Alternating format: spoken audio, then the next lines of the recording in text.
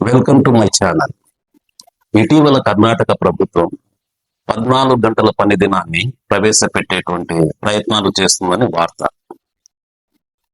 మన దేశంలో అమలులో ఉన్నటువంటి 1948 ఫ్యాక్టరీల చట్ట ప్రకారం ఏ కార్మికుడైనా రోజుకు 9 గంటలు, వారానికి 48 గంటలకు మించి పని చేయకూడదు. అయితే నేటి కర్ణాటక కాంగ్రెస్ ప్రభుత్వం ఐటీ రంగంలో ఉండేటువంటి కార్మికులకు చెంది పని దినాన్ని 10 గంటల నుండి 14 గంటలకు పెంచేందుకు అవసరమైనటువంటి బిల్లును త్వరలో ప్రవేశపెట్టేందుకు సన్నాహాలు చేస్తుందని రూఢిగా వార్త. ఇదే గనక ఆమోదం పొందినట్లయితే ఐటీ రంగంలో ఉన్నటువంటి ప్రస్తుత కార్మికుల్లో దాదాపు 1/3 వంతు కార్మికులు ఉద్యోగాల నుండి బర్తరఫ్ చేయబడతారు. అంతేగాక ప్రస్తుతం ఉన్న 3 షిఫ్టుల విధానాన్ని తొలగించి 2 షిఫ్టుల విధానాన్ని ప్రవేశపెట్టడం జరుగుతుంది.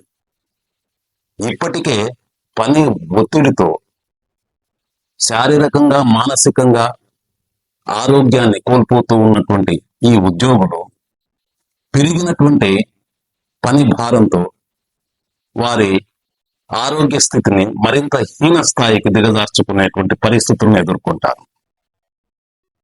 నిజానికి ఈ 10 గంటల సమస్యకు సంబంధించినటువంటి ఈ చరిత్ర నేటిది కాదు. గత కొన్ని శతాబ్దాలుగా కార్మిక వర్గం ఎదుర్కొంటూ ఉంది. 19వ శతాబ్దం ప్రారంభంలో కార్మిక వర్గం రోజుకు 14 నుండి 16 గంటల పాటు పనిచేసేది. ఈ అమానుషమైనటువంటి పెట్టుబడిదారి బానిసత్వ పనిభారం నుండి తమను తాము విముక్తి చేసుకునేందుకు కార్మికులు చేసినటువంటి అనేక వీరోచిత పోరాటాల ఫలితంగా, ప్రత్యేకించి 8 గంటల పని దినం కొరకు ఏదైతే ప్రసిద్ధి చెందినటువంటి మేడే ఉద్యమానికి జన్మనిచ్చిందో, ఆ ఉద్యమ పోరాటాల ఫలితంగా చివరకు 8 గంటల పని దినాన్ని కార్మిక వర్గం సాధించుకోగలిగింది. ఈ 8 గంటల పని దినాన్ని ప్రపంచవ్యాప్తంగా నెలకొల్పడంలో కార్మిక వర్గం సాధించినటువంటి అనేక ఇతర విజయాలు కూడా, ముఖ్యంగా సోవియట్ యూనియన్ ఆవిర్భావం కీలకమైనటువంటి పాత్ర నిర్వహించింది.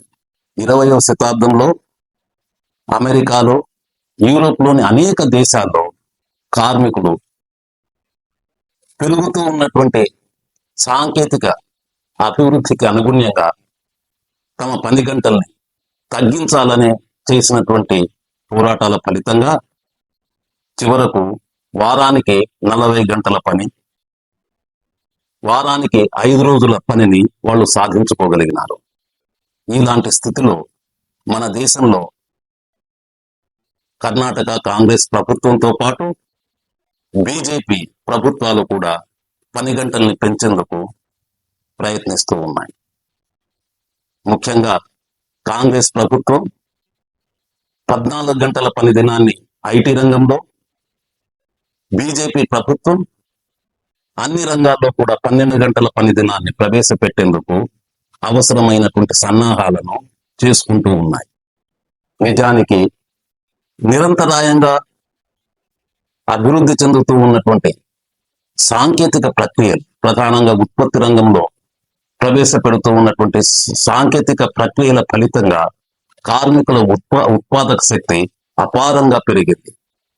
అయినా 2 శతాబ్దాల క్రితం కార్మికులు ఏ పని భారాన్ని అయితే భరించినారో ఆ పని భారాన్ని తిరిగి ఈరోజు కార్మికుల నెత్తిపై మోపేందుకు ఈ కాంగ్రెస్, బీజేపీ ప్రభుత్వాలు పనిచేస్తూ ఉన్నాయి. పెరుగుతూ ఉన్నటువంటి ఈ సాంకేతిక అభివృద్ధి ఫలితాలను కేవలం కార్పొరేట్ యజమానులు మాత్రమే కాదు, ప్రధానంగా కార్మిక వర్గం ఆ ఫలితాన్ని పొందాల్సి ఉంది. సాంకేతిక జ్ఞానం అనేటువంటిది యజమానుల సృష్టి కాదు, అది కార్మిక మేధావుల యొక్క సృష్టి. దానిపై యాజమాన్యం, దాని ఫలితాలను పొందేటువంటి హక్కు కార్మిక వర్గానికే ఉంది. కాబట్టి ఈ సాంకేతిక అభివృద్ధి ఫలితాలను కార్మిక వర్గం పొందేందుకు నిరంతరాయంగా పని గంటల తగ్గింపుకై వారు పోరాడాల్సినటువంటి స్థితిలో ఉన్నారు. ఏ సమాజమైన సాంకేతిక అభివృద్ధి ఫలితాలను కార్మిక వర్గానికి అందజేయడంలో విఫలమైనట్లయితే, సాంకేతిక అభివృద్ధి ఫలితంగా పెరిగినటువంటి ఉత్పాదక శక్తికి అనుగుణ్యంగా వారి పని గంటల భారాన్ని తగ్గించడంలో వెనుకడుగు వేసినట్లయితే, ఆ సమాజం ఎప్పటికీ ప్రగతి పథంలో నడవడం సాధ్యం కాదు. ఈ సాంకేతిక అభివృద్ధి ఫలితాలను మానవ సమాజం మొత్తము పొందినప్పుడే నాగరికత అభివృద్ధి అనేది సాధ్యమవుతుంది. ఆ మానవ నాగరికత అభివృద్ధి తలుపుల్ని మూసివేసేటువంటి చర్యల్ని ఈరోజు ఈ ప్రభుత్వాలు చేపడుతూ ఉన్నాయి. ఇది కార్మిక వర్గంపై, సామాన్య ప్రజలపై ఈ ప్రభుత్వాలు చేస్తూ ఉన్నటువంటి అమానుషమైన దాడి, ఒక అనాగరికమైనటువంటి దాడి. ఈ దాడిని తిప్పికొట్టాల్సినటువంటి అవసరం ఉంది. బానిస వ్యవస్థతో సమానమైనటువంటి స్థాయిలో రోజుకు 14 గంటల పనిని, 12 గంటల పనిని మన కార్మికుల నెత్తిపై మోపుతూ ఉన్నటువంటి ఈ ప్రభుత్వాల కార్పొరేట్ అనుకూల విధానాలను, ప్రజా వ్యతిరేక చర్యల్ని మనం తుదముట్టించాల్సినటువంటి అవసరం ఉంది. ఈ విషయంలో ఈ కార్మిక వ్యతిరేక విధానాల్ని ప్రతిఘటించేందుకు కార్మిక సంఘాలకు ప్రాతినిధ్యం వహిస్తూ ఉన్నటువంటి కార్మిక సంఘాలు, వామపక్ష పార్టీలు సమైక్యంగా ముందుకు ఉద్యమించాల్సినటువంటి అవసరం ఉంది.